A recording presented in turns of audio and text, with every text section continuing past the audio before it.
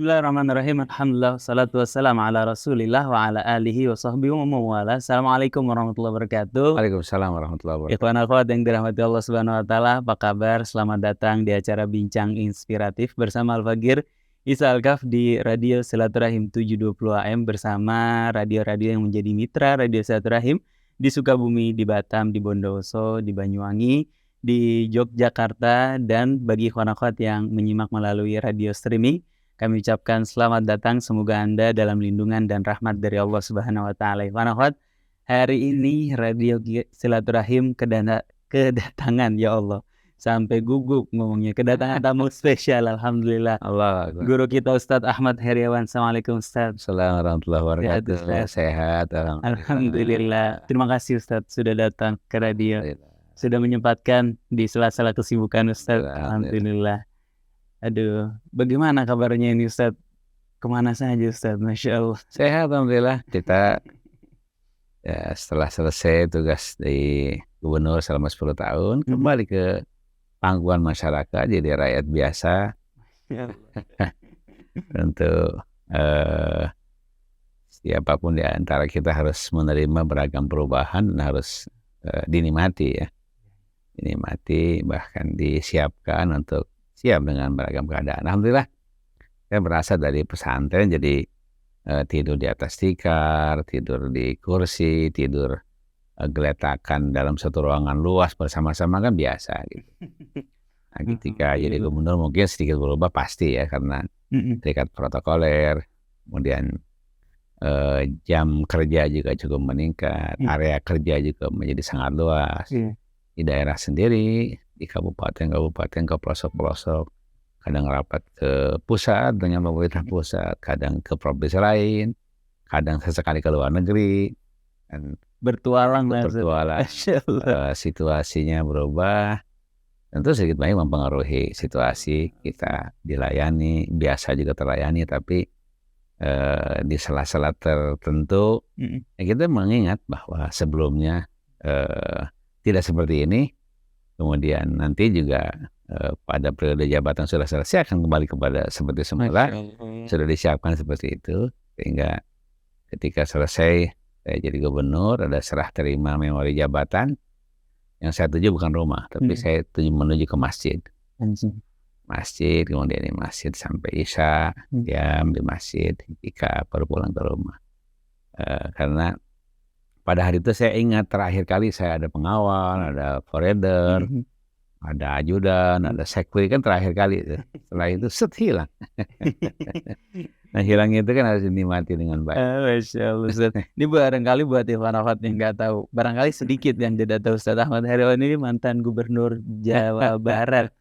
Masya Allah, politikus yang juga punya pemahaman ilmu agama yang luar biasa. 2 periode Ustaz ya? 2 periode, alhamdulillah. Ya, sekarang aktif di Pantai sebagai wakil ketua majelis syuro.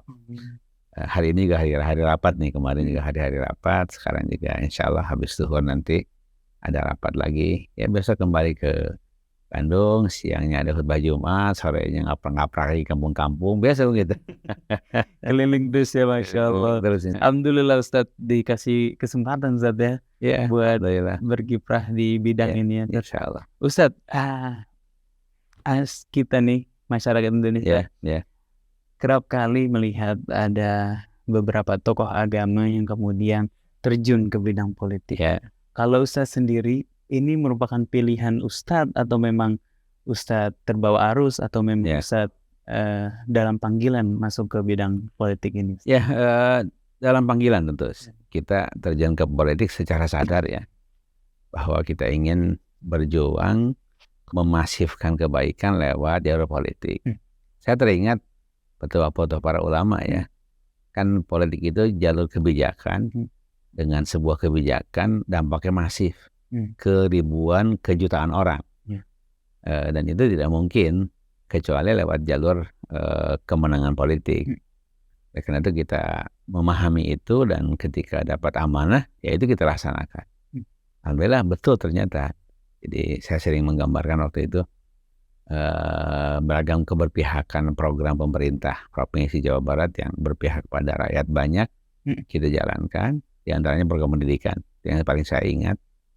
Jadi ternyata masyarakat kita di Jawa Barat yang putus sekolah masih banyak. Kalau kemudian pandangan kita ke Bekasi Raya, ke Bandung Raya, ya bagus-bagus lah. Betul. Tapi kalau kita ke pelosok Indramayu pelosok pantai, ke Cianjur Selatan, ke Jawa Barat Selatan, ke Sukabumi Selatan, tentu masih banyak masyarakat kita yang berhak sebagai warga negara untuk menikmati pendidikan, tapi belum menikmati dengan baik. Oleh karena itulah waktu itu, karena masih banyak putus sekolah dari SMP, dari sanawiyah ke tingkat menengah atas, SMA SMK waktu itu. Maka kita ingin membuktikan bahwa betul jalur politik itu bisa memasifkan kebaikan, memperluas kebaikan. Artinya jalan dakwahnya di situ. Ya, di situ jalan dakwahnya. Alhamdulillah. Yang biasanya kalau kita jadi ketua yayasan kan bangun kelas itu 2-3 kelas setahun. Alhamdulillah waktu itu saya lihat anggaran untuk kelas itu tahun 2008 300 kelas ya.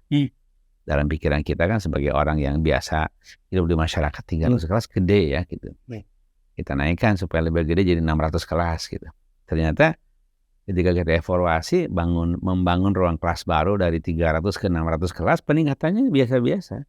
Nggak banyak peningkatannya karena yang dikelola se-Jawa Barat kan, bukan satu yayasan. Oh, artinya 600 kelas itu bukan jumlah besar dalam konteks umat ya, dalam konteks masyarakat banyak. Oleh karena itu kita melihat bahwa kepentingannya ternyata kebutuhannya sangat besar.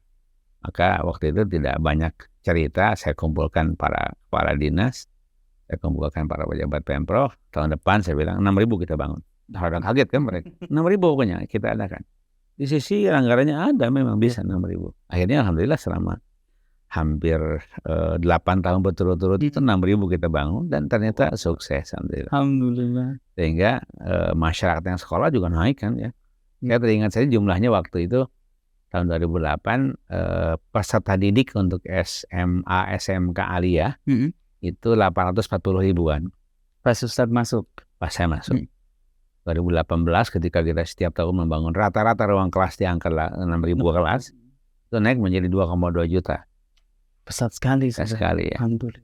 Jadi itulah sebuah cerita yang nyata bahwa betul sebagaimana ulama-ulama yang membicarakan masalah kenegaraan kan, ada Imam Juwaini kita baca, ada Imam Mawardi, ada Imam Ghazali, ada Ibnu Khaldun, ya ada Ibnu Taimiyah ya. Di akhir-akhir mungkin ada Syekh Ustadz Yusuf Qaradawi, ada Mahfud Nahnah dari Aljazair, ada dari dari Tunis, dari Tunis ada tokoh politik di Tunis menulis juga tentang fikih negara ya, tentang fikih pemerintahan. Jadi di situ memang ya dinyatakan, ditegaskan dengan baik bahwa ya negara itu sebuah lembaga yang paling memungkinkan menghadirkan kebaikan paling masif, paling luas gitu. Nah, oleh karena itu pesannya kan berarti bahaya kalau pengelolaan pemerintah dan negara itu diserahkan pada orang yang tidak punya visi kerakyatan, keumatan. Oleh karena itu orang-orang baik, orang-orang yang punya visi besar keumatan, tahan banting ya dengan segala godaan segala macamnya, harus terjun ke dunia ini, karena kalau tidak ya orang-orang ahli maksiat yang muncul. Bahaya kan, nanti diajak maksiat masyarakat banyak, diajak orang baik lah paling tidak, atau programnya tidak merayat paling tidak ya. Tapi kalau kemudian yang mengelola adalah orang yang soleh, yang muslim, yang visioner, yang berpihak pada rakyat, insya Allah ya, kalimat rakyat kan kalimat bahasa berpihak pada rakyat ya, pada rakyat, maka maslahatnya akan sangat besar. Oleh karena itulah dalam perbincangan seperti inilah kita menghadapi pemilu, menghadapi pilpres. Mengapa pilpres? Ya ingin supaya pemerintahan ke depan ada perubahan yang lebih baik. Tentu yang ada juga sudah baik, tapi kita ingin ke depan, karena kan pergantian kepemimpinan itu memungkinkan ada yang terpilih lebih baik lagi. Betul. Kalau sekarang sudah baik, maka nanti ada pemilu, ada pilpres, mudah-mudahan ada calon yang lebih baik daripada yang ada. Gitu pun ke depannya gitu, tanpa menafikan prestasi yang sudah dihadirkan oleh pejabat sebelumnya atau yang sekarang ada. Terus Ustadz, kalau dengar cerita Ustadz ya, Masya Allah, seperti terlihat indah gitu berbuat baik di Betul. Iya. di jalan dakwah politik. Betul. Tapi kan kalau memang itu indah dan terdengarnya mudah, harusnya semua orang bisa melakukan itu. Nyatanya sebagian kecil yang melakukan itu. Ya, betul. Kita mau tahu Ustaz, tantangan Ustaz waktu ada di sana itu apa Ustaz dalam Ya, menerapkan godaannya sangat tinggi memang, sangat tinggi kan, sunatullah ya. Ketika kesempatan berbuat baik itu sangat luas, maka godaan berbuat buruk pun luas. Itu biasa seperti itu. Itu biasa. Pohon semakin tinggi, angin juga semakin kencang menghantam. Itu biasa. Sisi itu sunatullah. Ya, jangan kemudian memandang bahwa kita ingin ada jabatan tinggi tanpa tantangan, tanpa godaan, nggak mungkin gitu. Nggak mungkin.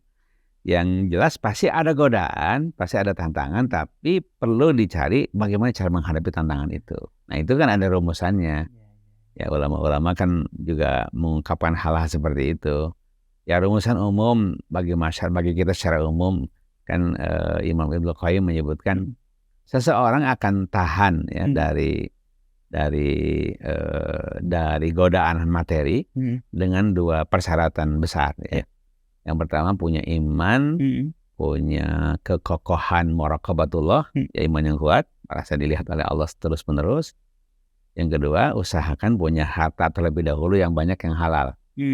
Nah, itu akan nyaman, gak akan godaan korupsi lewat tuh gitu.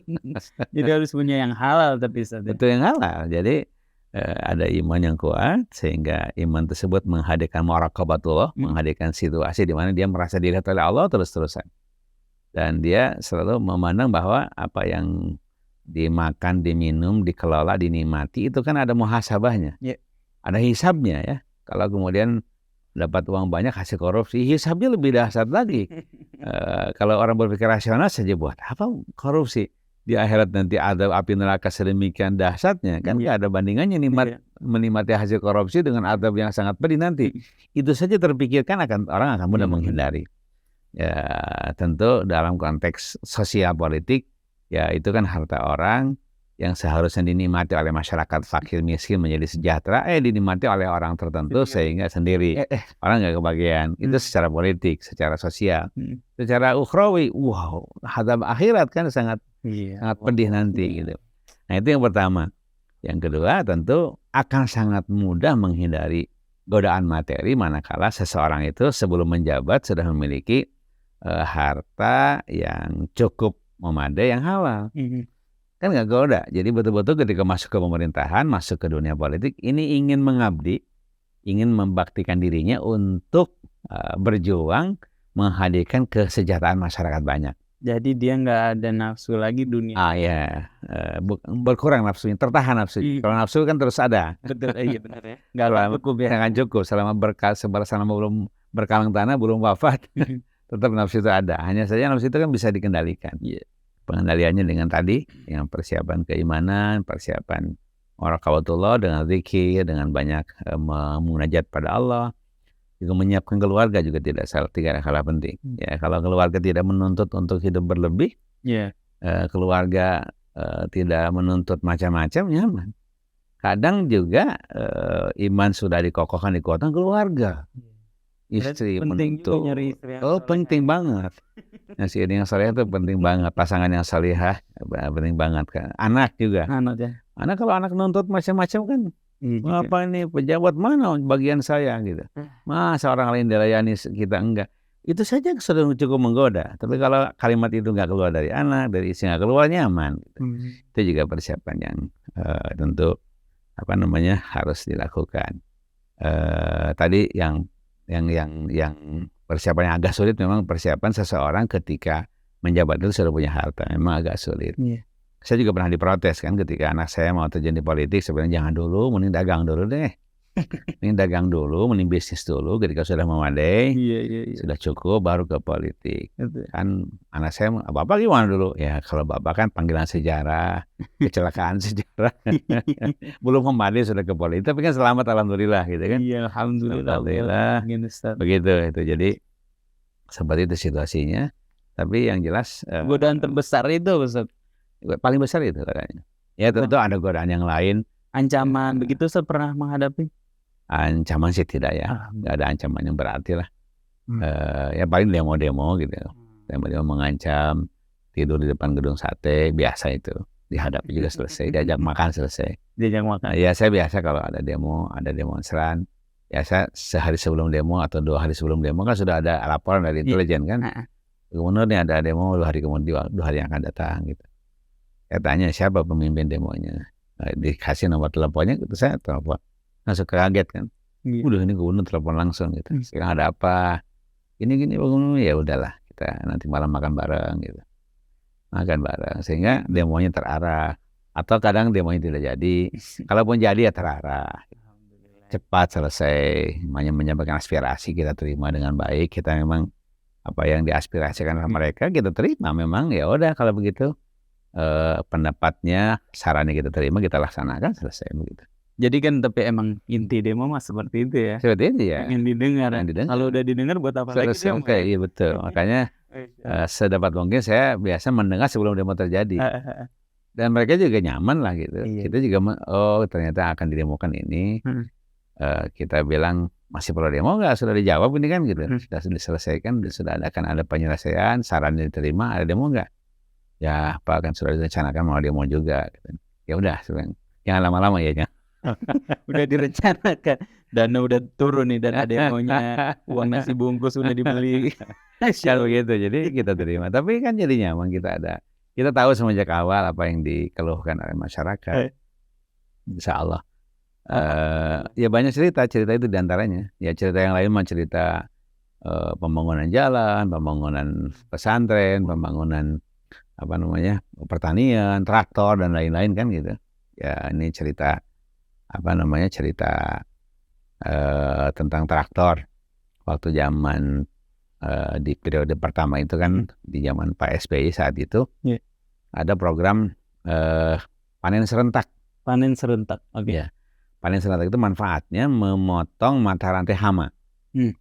Kalau panen serentak ada hama kan terpotong. Gitu. Oh iya betul. Terpotong. Nggak ada tempat hidup. Ada tempat hidupnya lagi. Nah, sehingga kita nanti ketika berikutnya tanam lagi, hama sudah tidak ada. Jadi kalau panen tidak serentak, biasanya hama pindah-pindah. Sini selesai, ada barang baru sana ke sana, ada gitu. Karena tidak serentak kan. Iya betul. Nah panen serentak itu dimungkinkan kalau ada tanam serentak. Nah tanam serentak itu dimungkinkan kalau ada pengelolaan lahan secara cepat kan. Nah sementara ini kan pengelolaan lahan masih tradisional. Adapun ada traktor tangan, hand traktor, biasanya saling pinjam, jumlahnya sedikit. Ya tentu akhirnya dampaknya tidak bareng lagi nanamnya. Akhirnya akibatnya panen tidak bareng juga, ya hama merajalela kemana-mana. Nah kemudian kita rumuskan, ternyata rumusan supaya kita panen serentak adalah tanam serentak. Tanam serentak memerlukan alat yang paling pokok namanya traktor. Nah, traktor itu diperlukan minimal 1 gapoktan, gabungan kelompok tani 1. Ada berapa gapoktan? Ada 5.000 gapoktan. 5.000 gapoktan, sementara traktor hanya 1.000. Nah, kan masih butuh 4.000 kan? Betul. Saya lihat ternyata tiap tahun itu pengadaan traktor, baik itu hibah maupun pengadaan dari APBD hanya 100. Setiap tahun? Setiap tahun. Bayangkan kalau kita perlunya 1.000. 4 tahun cuma 400. 400 kan gitu. Nah, nggak selesai-selesai kan? Perlunya 4.000 berarti. Iya, alhamdulillah tahun berikutnya kita bisa anggarkan karena kita fokus. Itulah pentingnya kita punya data kan. Iya betul. Kita fokus punya data, anggaran yang lain kita hentikan sejenak, fokus ke sini karena manfaatnya sangat besar untuk ketahanan pangan, dan tentu saja membela para petani supaya lebih sejahtera. Maka tahun depan kita beli langsung traktor yang biasa 100 jadi 2.000. Tahun depannya 2.000 lagi, 2 tahun selesai kita. 2 tahun habis propernya. Nah itulah dampak pemerintahan kan, begitu masif, begitu kuatnya, begitu cepat menyelesaikan masalah kan. Betul. Ya sebuah masalah yang biasa diselesaikan hanya 100 buah setiap tahun, kita fokus ya, kita cari anggaran, kemudian kita fokuskan, yang lain-lain yang kurang berguna kita hentikan dulu, yang bisa dilambatkan dulu, tapi difokus di sini langsung melesat. Dan 2 tahun selesai. Bayangkan kalau 100 setahun untuk 4.000 traktor kan 8 kali pilkada, 40 tahun kan. Betul.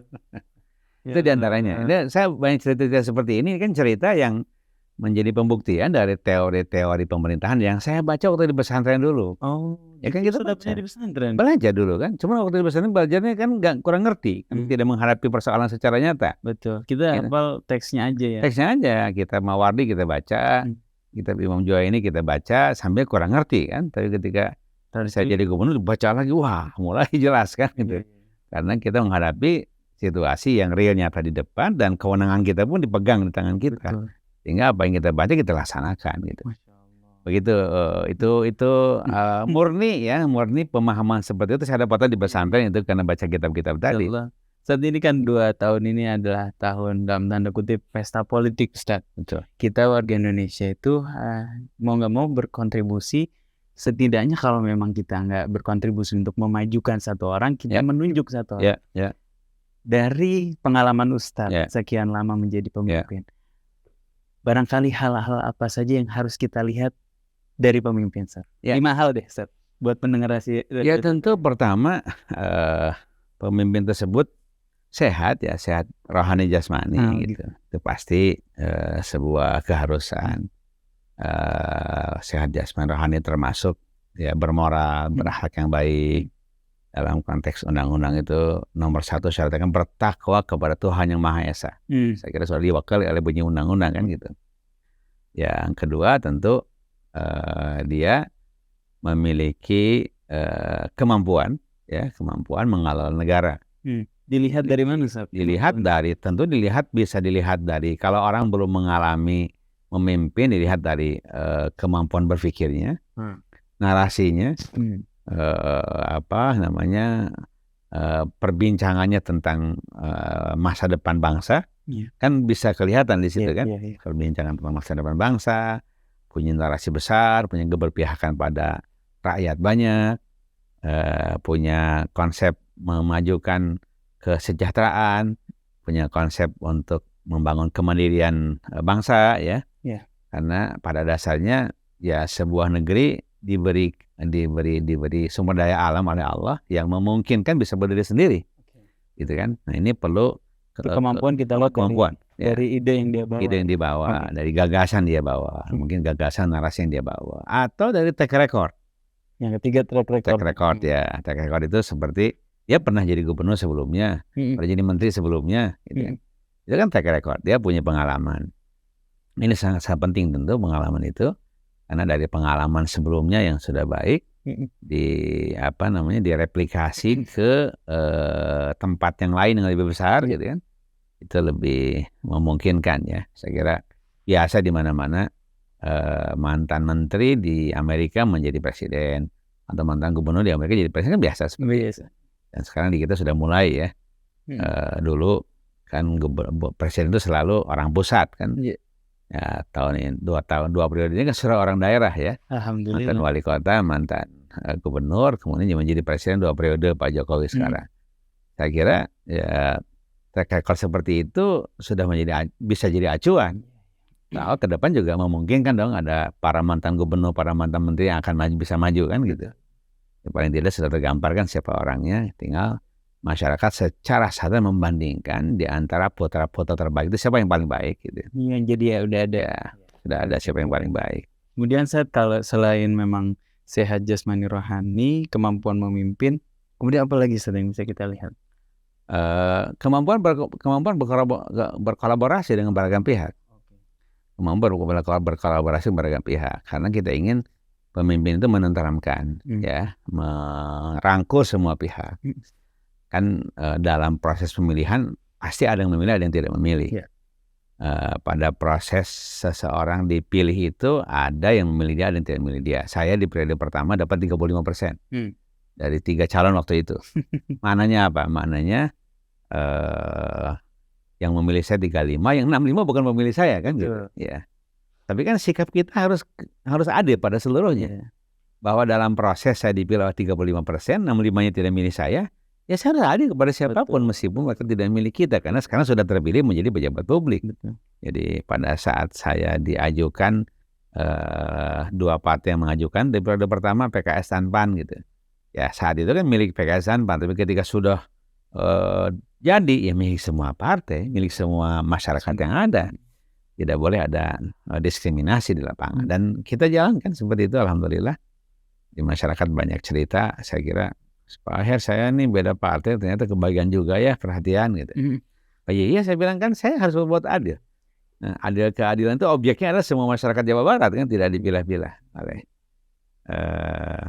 Terus ada satu hal yang harus saya kemukakan di sini adalah bagaimana gagasan itu sangat penting dan bisa dipertanggungjawabkan, gagasan tentang tujuan-tujuan bernegara, yaitu kalau di Undang-Undang 45 kan melindungi segenap bangsa Indonesia dan seluruh warga Indonesia, itu berarti kan melindungi rasa amannya, keamanan, rasa aman dilindungi.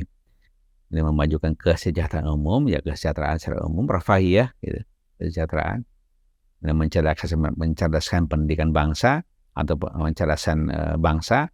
Berarti disadari betul untuk sampai kepada kemajuan itu bangsa harus cerdas, harus ada pendidikan yang memadai di mana-mana. Tidak ada negara maju tanpa pendidikan, tanpa kemajuan berpikir ya. Kemudian berikutnya adalah karena kita hidup berdampingan dengan masyarakat lain di dunia, maka ada syarat, ada tujuan keempat kan, ikut serta dalam perdamaian dunia berdasarkan kemerdekaan kemerdekaan, perdamaian abadi dan keadilan sosial, seperti itulah bunyi di alinea keempat Undang-Undang 45 kita. Nah, kalau kita rujuk ke kitab-kitab para ulama dahulu kan, jawaban negara itu 3 ya, tapi 3 ini sudah terwakili oleh kalimat itu di Undang-Undang 45 kita. Jadi ya pantas ya, karena yang merumuskan pembukaan Undang-Undang 45 dan batang tubuhnya kan para ulama di situ. Jadi wajar pikiran-pikiran ulama itu masuk ke sini kan, dengan bahasa yang sudah di-Indonesiakan. Sudah bahasa kekinian dan kedisinian kan. Masya Allah, ini pengetahuan baru. 3 itu apa tuh? 3 itu tadi apa? 3 itu adalah pertama menghadirkan kesejahteraan. Itu tugas negara kan, tugas pemimpin dan tugas negara sekaligus. Yang kedua menghadirkan rasa aman. Yang ketiga menjamin ubudiyah kepada Allah Subhanahu wa Ta'ala. Artinya menjamin keamanan peribadahan orang ya. Iya betul. Semua agama ya.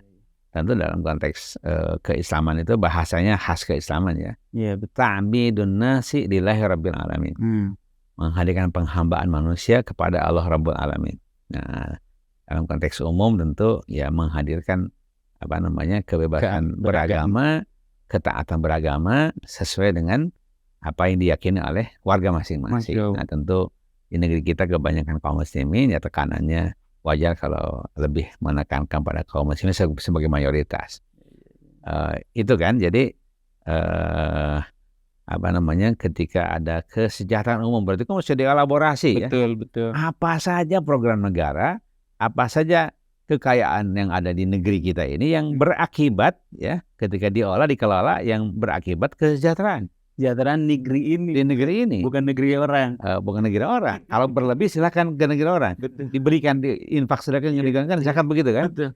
Konsep zakat itu kan zakat dikelola di sebuah kawasan, dibagi di situ sampai bisa menyejahterakan kawasan itu. Ketika berlebih baru masuk ke kawasan yang lain. Konsep zakat seperti itu. Konsepnya konsep desentralisasi konsep zakat itu. Sejak dulu seperti itu. Kan konsep kita sebagai bangsa juga ya sejahterakan negeri kita. Dan justru ketika kita berlebih bisa kita ikut mensejahterakan negeri yang lain.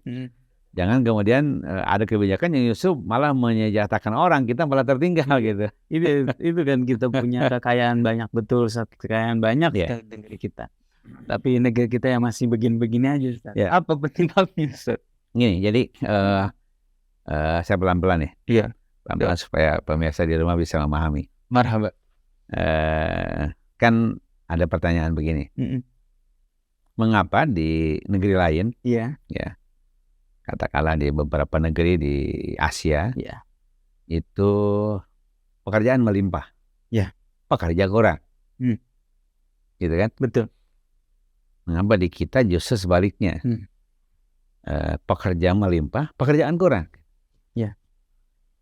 Padahal sama-sama negara mengelola rakyatnya, kan begitu? Betul. Ya. Nah itu yang perlu inilah yang perlu narasi besar ke depan, perlu dirumuskan seperti apa, karena setiap negara diberi anugerah geo namanya. Apa itu, Ustaz? Anugerah bumi ya. Kemudian gini, jadi yang namanya geo itu adalah kita diberi geo oleh Allah berupa Indonesia itu adalah geo ya. Geo itu adalah kawasan bumi gitu. Ya. Indonesia adalah kawasan sebagian bumi. Ya. Yang di dalam geo Indonesia itu ada tanah dan segala isinya. Ada laut dan segala kekayaannya. Ada udara dan segala kekayaannya. Nah, negara berkewajiban untuk mengelola ini semua demi untuk kesejahteraan rakyatnya. Iya, betul. Gitu kan? Betul. Nah, geo ini kan dianugerahkan pada Indonesia. Di kawasan Korea juga ada geo Korea, di kawasan pada Korea dianugerahkan oleh Allah kepada Korea gitu. Nah, tinggal sekarang bagaimana para pemimpin memimpin rakyatnya untuk mengelola geo ini. Nah, hasil pengelolaannya tentu saja ya dampak utamanya adalah menghadirkan kesejahteraan bagi masyarakat kita. Ini cerita pokoknya ini ya. Nah, kemudian kalau jawaban mengapa di Korea banyak pekerjaannya kurang sehingga mengimpor pekerja dari luar negeri. Ya. Di negeri kita justru kebanyakan pekerja sehingga harus mencari pekerjaan ke luar negeri ya. Karena di dalam negeri katakanlah kurang lapangan kerja. Ada kaitannya dengan pengelolaan geo tadi, pengelolaan sumber daya alam ya dalam hal ini.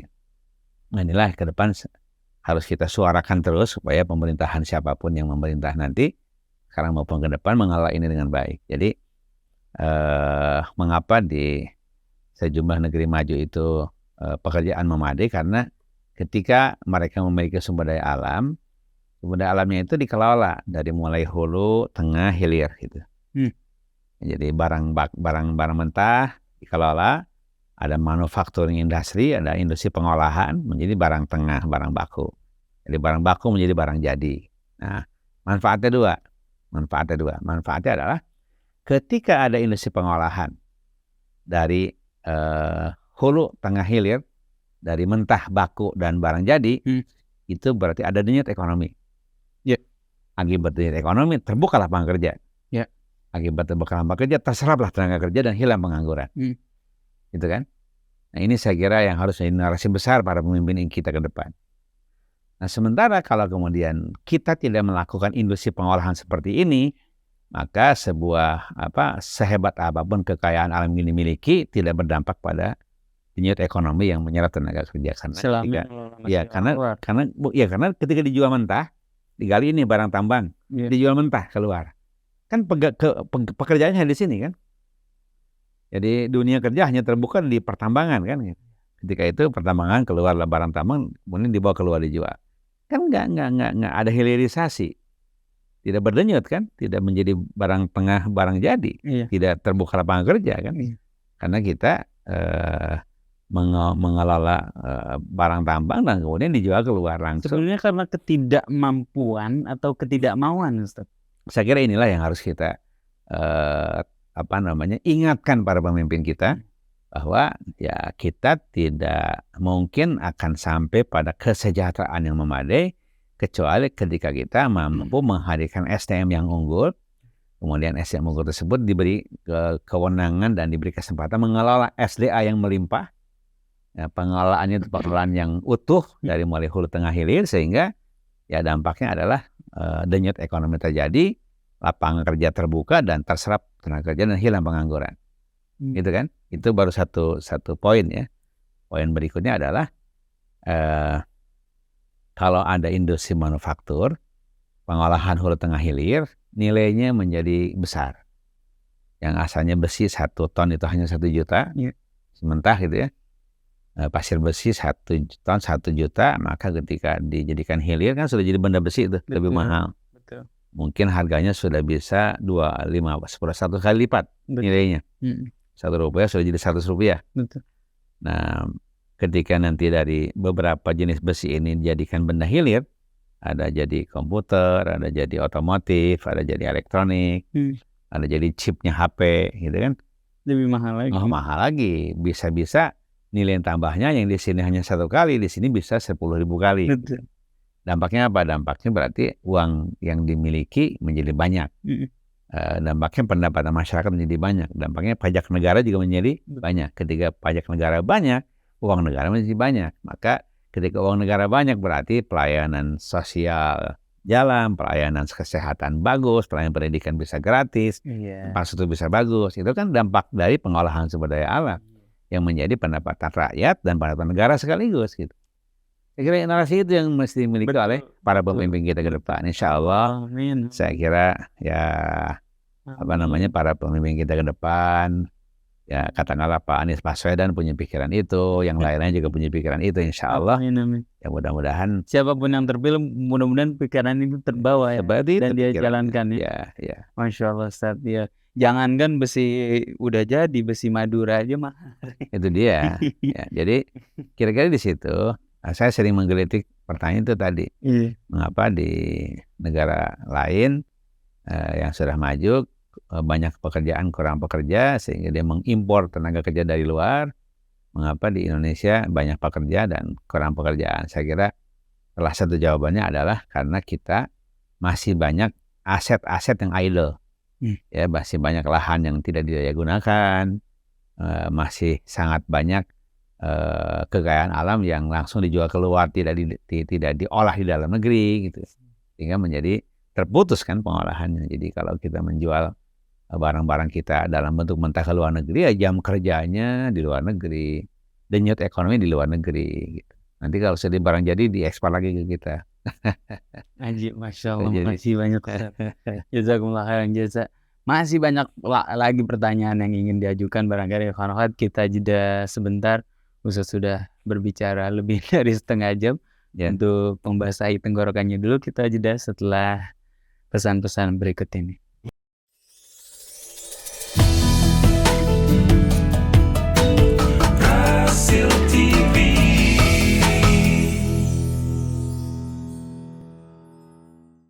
Bismillah, alhamdulillah. Kawan-kawan, kembali lagi bersama Al-Fagir Isalkaf, bersama ditemani Mas Atep kameramen dan juga Kang Yusuf Subangkit dan Anis Mualim di meja operator. Alhamdulillah kawan-kawan, masih bersama kita Ustadz Ahmad Heriawan. Masya Allah, Ustadz guru kita yang juga berjuang di bidang politik, kasih banyak sekali ilmu kepada kita pada hari ini.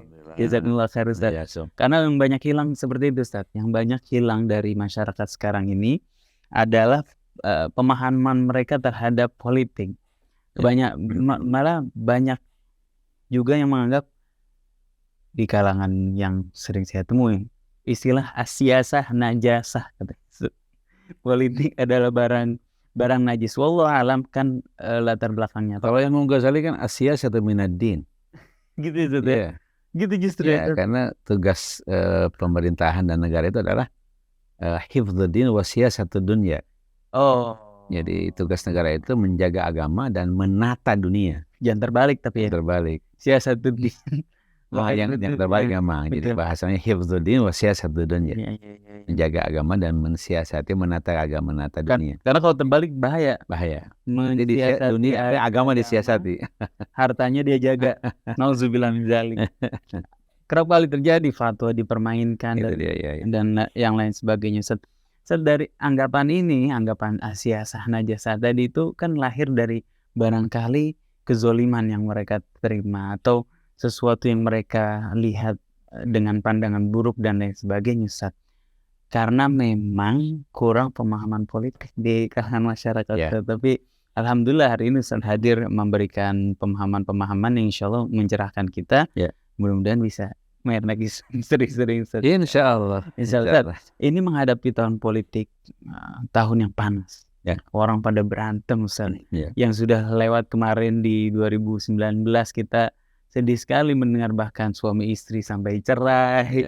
Ada bos pecat karyawannya, karyawan keluar dari tempat kerjanya, pertemanan, persahabatan terputus tali silaturahimnya karena beda pemahaman politik Ustaz. Dan beda pemahaman ini didasari dari kebodohan tadi terhadap dunia politik Ustaz. Bagaimana Ustaz tips-tips menjaga perdamaian di tahun politik ini Ustaz? Ya tentu pertama kita harus memahami dengan baik, dengan mudah ya. Karena kalau memahami politik dengan cara ilmu politik di kampus-kampus fakultas ilmu politik juga sulit ya. Masyarakat mah ya diberi pengajaran kewarganegaraan, diberi pengajaran politik yang praktis-praktis saja gitu. tentu para ulama kita ini supaya yakin kan harus ada dikontekskan dengan para ulama ya, dikaitkan dengan para ulama.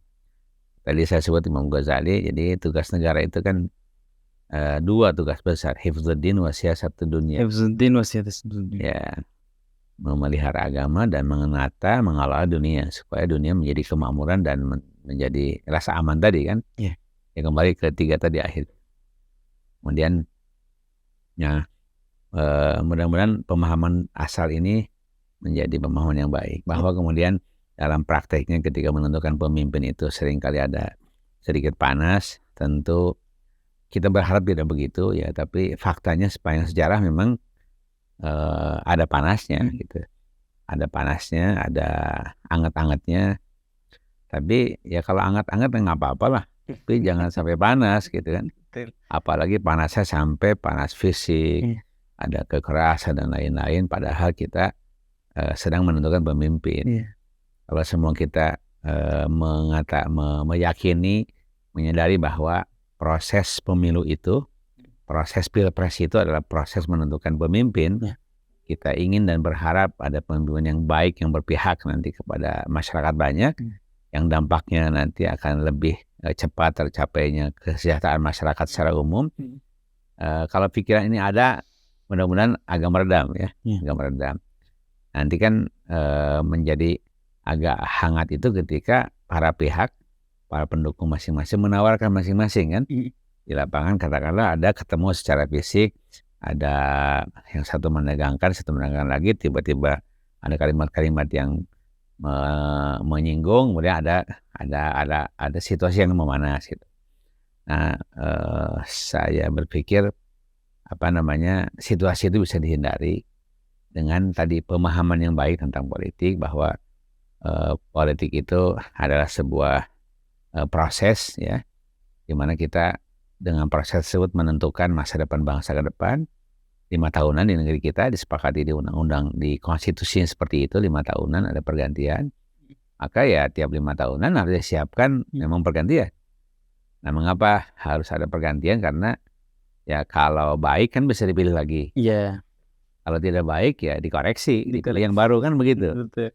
Nah, yang baik pun ternyata dibatasi hanya 2 kali gitu kan.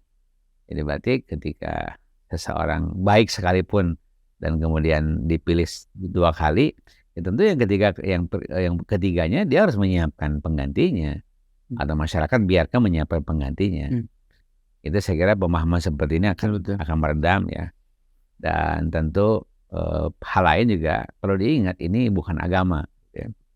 Bukan perbedaan agama, bukan perbedaan macam-macam. Ini hanyalah sebuah proses saja, proses dalam berbangsa dan bernegara. Ya, kita tentu sudah ditakdirkan sebagai bangsa yang bineka, termasuk bineka dalam urusan agama. Kita beragam agama yang kita ini ada. Ya, mari kita bersama-sama saja menentukan masa depan kita dengan memilih apa yang terbaik menurut cara pandang kita masing-masing. Masya Allah. Mudah-mudahan karena nurani itu kan ketemu ya. Betul. Akal sehat itu pasti memilih yang terbaik. Iya. Akal sehat itu bisa memisahkan mana, bisa memilah-milah mana baik mana buruk. Atau mana yang baik dari mana yang lebih baik daripada yang baik. Betul. Gitu. Kalau pilihannya baik buruk, akal ini secara sehat bisa memilih yang baik. Kalau pilihannya adalah toh nggak ada yang tahu kita milih siapa. Itu dia, nggak ada yang tahu. Kalau pilihannya adalah pilihan yang baik dan lebih baik, akal ini secara sadar akan menentukan pilihan pada yang lebih baik. Dan mari kita dorong ke masyarakat supaya ke depan, karena urusan politik itu menentukan masa depan kita, mari kita pilih yang terbaik di antara yang ada. Kalau semua pilihannya baik-baik, yang paling baik. Kalau pilihannya buruk dan baik, pilih yang baik kan itu. Mengapa? Karena kita harus melakukan itu supaya hal-hal yang terkait dengan urusan umum kita dalam berbangsa bernegara itu bisa kita nikmati secara baik ke depan. Ya, tentu syukur-syukur kalau kemudian kebaikan tersebut berdampak secara luas dan cepat untuk menghadirkan perbaikan, baik itu kesejahteraan maupun rasa aman masyarakat kita. Sebetulnya sisi itu yang ya, sebagai masyarakat Ustaz, kalau idola kita ini yang kita agung-agungkan, kita harap-harapkan jadi pemimpin kita enggak terpilih. Yang terpilih adalah lawannya. Sebagai masyarakat, gimana cara ngilangin rasa dalam tanda kutip kesal Iya. atau kecewa terhadap hal? Ya kan yang memilih itu bukan hanya beberapa orang kan, jutaan orang. Betul. Oh kita menginginkan fulan yang tapi menurut kita terbaik. Tapi yang punya pikiran menilai itu kan banyak orang se-Indonesia kan. Yang boleh jadi ya apa namanya pikirannya itu boleh jadi ngepas, boleh jadi tidak secara keilmuan kan. Karena ini pilihan-pilihan seperti ini juga ada kaitan dengan cara pandang yang sadar, ada juga kaitan dengan cara pandang yang emosional, ada juga kaitan dengan kuat dan lemahnya pendidikan sehingga rasional tidak rasional muncul di situ. Memang ke depan secara mendasar supaya masyarakat Indonesia itu pilihannya pilihan sadar dan yang terbaik di antara yang ada, ya pendidikan rakyat kita khusus pendidikan politik mesti diperbaiki, mesti ditingkatkan terus gitu. Jadi kesadaran memilih yang terbaik itu akan terjadi kalau pikirannya lebih rasional kan? Lebih rasional, benar. Ya, dan kalau makanya ada penyakit demokrasi namanya. Penyakit demokrasi itu adalah kan seharusnya pilihan dengan suara terbanyak itulah yang terbaik kan begitu seharusnya. Keinginan kita kan orang terpilih dengan suara terbanyak yang terbaik gitu. Betul. Tapi boleh jadi kalau masyarakatnya belum rasional banget, masih pendidikannya masih rendah, masih bisa diiming-imingi, masih bisa diprovokasi bahkan ya, jangan ada provokasi. Masih bisa diiming-imingi, masih ada ya katakanlah money politik yang seringkali dibahas di mana-mana. Memilihnya karena diiming-iming, karena money politik bukan karena kesadaran. Nah boleh jadi ya ada penyakit demokrasi yaitu terpilih dengan suara terbanyak tapi bukan yang terbaik kan gitu. Betul. Ya itu pun mudah-mudahan nggak ada persoalan ke depan ya katakanlah yang terpilih itu bukan yang terbaik menurut cara pandang ilmiah. Tapi setelah terpilih ya keberpihakannya lebih jelas ke masyarakat, nanti terdorong oleh saran, kritik dan lain-lain oleh timnya yang oleh tim pembisiknya yang kuat yang berpihak pada rakyat. Jadi baik juga pada akhirnya. Nggak ada masalah kan. Abu Bakar Siddiq juga begitu kan. Walastu bi ahsana minkum. Nah, jadi saya terpilih sebagai khalifah itu bukan yang terpilih antara kalian kan gitu. Sampai seperti itu Abu Bakar Siddiq. Tapi ya tadi kalau saya lurus silahkan dorong silahkan dukung saya.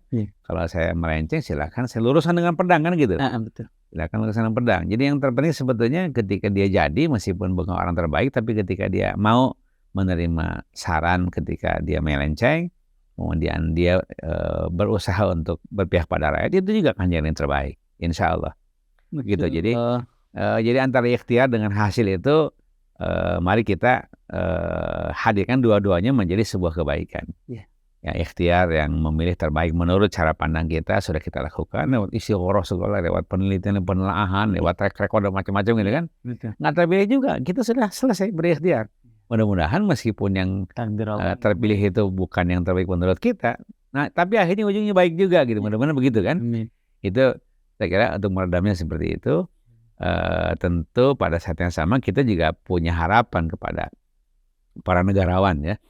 Mudah-mudahan para politisi tingkat nasional itu semua berpikir negarawan, berpikir untuk umat banyak, berpikir untuk rakyat banyak seluruhnya, bukan untuk kelompok sendiri, bukan untuk kepentingan pribadi dan lain-lain.